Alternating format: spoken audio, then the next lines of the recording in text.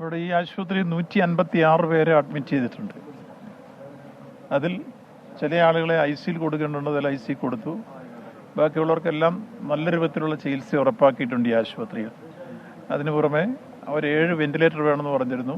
ആദ്യം 7 എണ്ണം കൊടുത്തു. പിന്നെ 9, ഇപ്പോൾ 9 എണ്ണം കൂടെ വന്നു. 16 വെന്റിലേറ്ററായി. അത്രയും വെന്റിലേറ്റർ ആവശ്യം ഇപ്പോൾ ഇവിടെ ഇല്ലായിരുന്നു.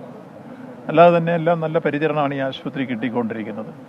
അതുകൊണ്ട് ഒരു ബുദ്ധിമുട്ടും കിടക്കുന്ന രോഗികൾക്കുള്ള അവർക്കുള്ള ആകെ പ്രശ്നം അവരുടെ കൂടെ ഉണ്ടായിരുന്നവർ പലരും നഷ്ടപ്പെട്ടതിൻ്റെ മാനസികാഘാതം, ശാരീരികമായി അവർക്കുണ്ടായിട്ടുള്ള പരിക്കുകളോ മറ്റതിനേക്കാളെല്ലാം വിഷമം. അവരതെല്ലാം മറന്നിട്ട് കൂടെ പിറപ്പുകളെ നഷ്ടപ്പെട്ടതിൻ്റെ ഒരു വിഷമാണ് ഞങ്ങളോടെല്ലാം സംസാരിച്ചത്. അത് കാണുമ്പോൾ നമുക്കും വിഷമമാണ്. അവരെ ആശ്വസിപ്പിക്കാൻ ആർക്കും കഴിയാത്ത രൂപത്തിലാണ് അവരുടെ മാനസികാവസ്ഥ. അത്രത്തോളം വേദനാജനകമായ ഒരവസ്ഥയാണ് അവർ വിവരിക്കുന്നത്. അപ്പോൾ അത് വല്ലാത്തൊരവസ്ഥ സൃഷ്ടിക്കും. ചിലർക്കൊക്കെ കൗൺസിലിംഗ് വേണ്ടി വരും ഇത് കഴിയുമ്പോൾ.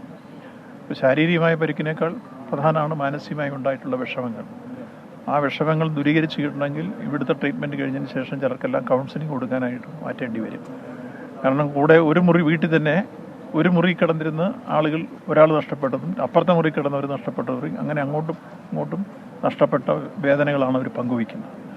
അത് ആർക്കും വിഷമം ഉണ്ടാക്കുന്ന കാര്യമാണ്, വേദനാജനകമാണ്. ചികിത്സയെല്ലാം ഭംഗിയായി കിട്ടുന്നുണ്ട്. നല്ല പരിചരണമാണ് ഈ ആശുപത്രി കിട്ടിയിട്ടുള്ളത്. അപ്പോൾ ആവശ്യത്തിനുള്ള വെന്റിലേറ്റർ സപ്പോർട്ടുമായിട്ടുണ്ട്. ഇതാണ്. ഇപ്പോൾ മന്ത്രി സംഘം ഈ രക്ഷപ്പെട്ട ആളുകൾ സന്ദർശിച്ചു വരികയായിരുന്നു. അവരെ ആശ്വസിപ്പിക്കുന്നു. അവർക്ക് ആശ്വസിപ്പിക്കാൻ പോലും കഴിയാത്തൊരവസ്ഥയാണ്. എന്ത് പറഞ്ഞ് ആശ്വസിപ്പിക്കുമെന്നുള്ളതാണ് മന്ത്രി അടക്കമുള്ളവർ ചോദിക്കുന്നത്.